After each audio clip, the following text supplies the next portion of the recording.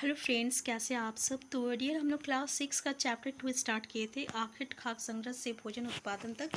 तो आज की क्लास में हम लोग इसी को कंटिन्यू करने वाले हैं। फर्स्ट पार्ट का लिंक आपको डिस्क्रिप्शन बॉक्स में मिल जाएगा। तो हम लोग यहाँ तक डिस्कस किए थे और आज हम लोग डिस्कस करने वाले हैं आपका यहाँ से, ठीक है, एक नवीन जीवन शैली से। तो चलिए स्टार्ट करते हैं।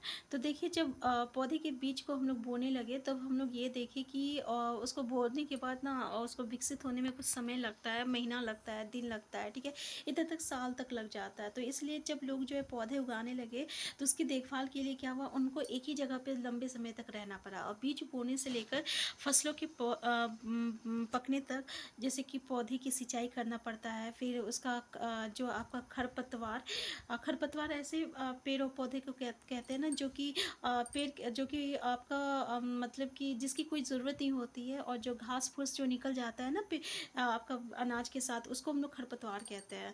तो उनको हटाना और जानवरों से सुरक्षा करना, तो ये सब सारे इसका स्टेप शामिल होता है। फिर कटाई के बाद अनाज का उपयोग करना, उसको संभाल कर रखना। तो अनाज को भोजन और बीज दोनों ही रूप में जो है बचा कर रखना आवश्यक होता है, क्योंकि अगर बीज के रूप में रखेंगे तभी तो फिर से उसको हम बोएंगे और फिर से हम बोएंगे, ठीक है, और ये प्रक्रिया चलता रहेगा।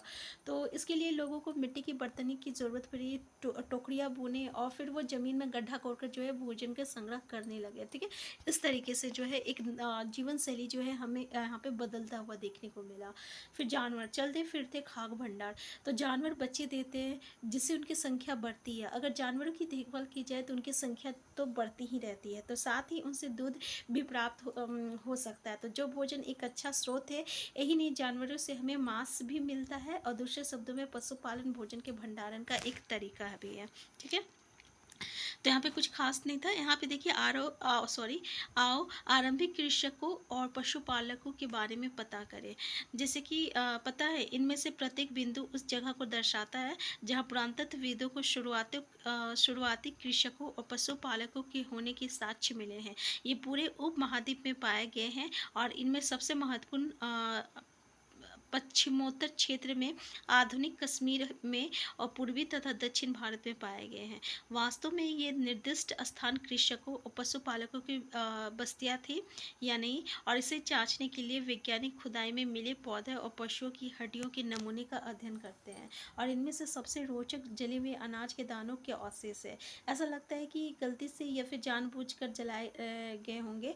तो वैज्ञानिक इन अनाज के दानों की पहचान कर सकते हैं, और इस तरह हमें पता चलता है कि उपमहाद्वीप के विभिन्न भागों में बहुत सारी फसलें जो उगाई जाती थी, और वैज्ञानिक जो है विभिन्न जानवरों की हड्डियाँ को भी पहचान सकते थे। नेक्स्ट है आपका अस्थायी जीवन की ओर। जैसे प्रांतत्वविदों को कुछ पुरास्थलों में झोपड़ियों और घरों के निशान मिले हैं, जैसे कि ब्रुछम वर्तमान कश्मीर में के लोग गड्ढे के नीचे जो है घर बनाते थे, और इसी को हम लोग गर्तवास कहते थे। और इनमें उतरने के लिए क्या होता था, सीढ़ियाँ होती थी, और इसमें जो है ठंड के मौसम में क्या होता था, सुरक्षा मिलती थी। तो प्रांतत्वविदों को क्या है, झोपड़ियों के अंदर और बाहर दोनों ही स्थानों पर आग जलाने की जगह जो है मिलती थी। तो ऐसा लगता है कि लोग जो है मौसम के अनुसार घर के अंदर, बाहर या अंदर जो है खाना बनाते थे। तो बहुत सारे जगहों पे जो है पत्थर के औजार भी मिले हैं, और इनमें से कई ऐसे जो कि पुरापाषाण युगीन उपकरणों से बीन है, और इसलिए इसको हम लोग नवपाषाण युग कहते हैं। तो इनमें वो औजार भी है जिनकी धार को और अधिक पेना करने के लिए जो है उन पर पॉलिश भी चढ़ाई जाती है। तो औखली और मसूल का प्रयोग जो है अनाज और वनस्पतियों से प्राप्त अन्य चीज़ों को पीसने के लिए किया जाता है, और आज हजारों साल बाद भी औखली और मसूल का प्रयोग जो है हम लोग अनाज पीसने के लिए करते हैं। तो उसी तरह प्राचीन प्रस्तर युगीन औजारों का निर्माण जो है और प्रयोग लगातार होता रहता है, और कुछ औजार जो है वो हड्डियों से भी बनाए जाते हैं, ठीक है। तो नवपाषाण युग की पुरास्थलों से कई प्रकार की मिट्टी के बर्तन मिले हैं। अब यहाँ थोड़ा सा देखिए कि कभी कभी जो है इन पर अलंकरण भी किया जाता था, और बर्तनों का उपयोग जो है चीज़ों को रखने के लिए किया जाता था, या धीरे धीरे लोग बर्तनों का उपयोग खाना बनाने के लिए भी करने लगे। चावल, गेहूँ और दलहन जैसे अनाज जो है अब आहार का महत्वपूर्ण हिस्सा बन गया था। तो इसके साथ साथ अब लोग जो है कपड़े भी बुनने लगे थे, इसके लिए कपास जैसे आवश्यक पौधे भी उगाए गए।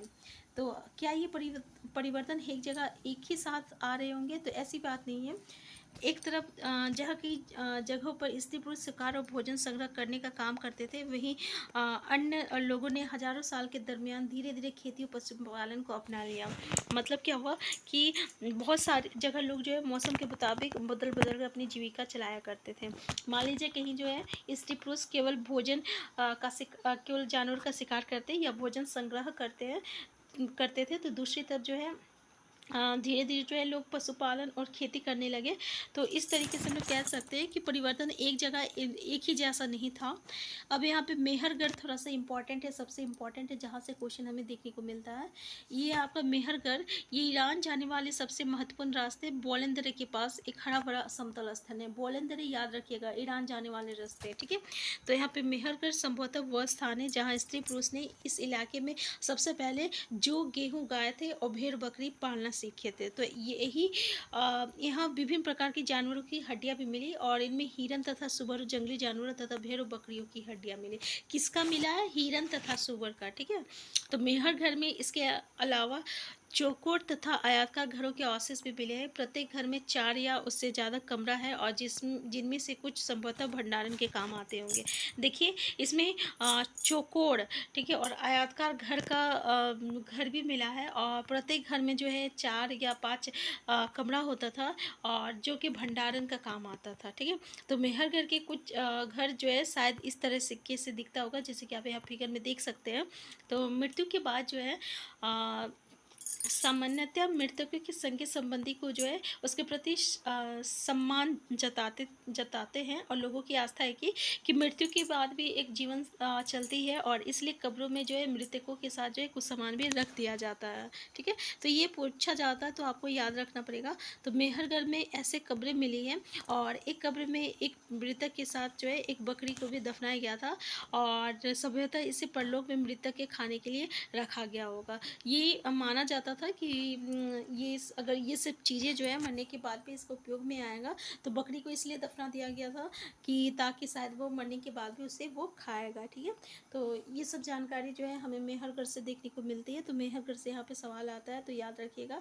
अब देखिए ये सब जो टर्म्स है जो कि हम लोग यहाँ पे इस चैप्टर पे डिस्कस किए हैं, तो इस चैप्टर में एक आध दो ही पॉइंट इंपॉर्टेंट था जो कि हम लोग डिस्कस कर चुके हैं। और खैर नेक्स्ट क्लास में जो है हम लोग इससे रिलेटेड जितने भी MCQ क्वेश्चन होगा उसको डिस्कस करेंगे, क्योंकि MCQ क्वेश्चन जो है थोड़ा सा लंबा चलेगा, कम से कम 30 या 30 मिनट्स का एटलीस्ट चलेगा। तो आज के क्लास में हम लोग कंटिन्यू नहीं कर सकते। तो नेक्स्ट क्लास में जो है हम लोग चैप्टर 2 आपका जो है क्लास 6 का जो MCQ है ना उसको डिस्कस करेंगे। तो अगर आप चैनल में नए हैं, चैनल को सबसे पहले सब्सक्राइब कर लीजिएगा। वीडियो हेल्पफुल हुआ तो प्लीज़ लाइक शेयर करना मत भूलिएगा। Thank you.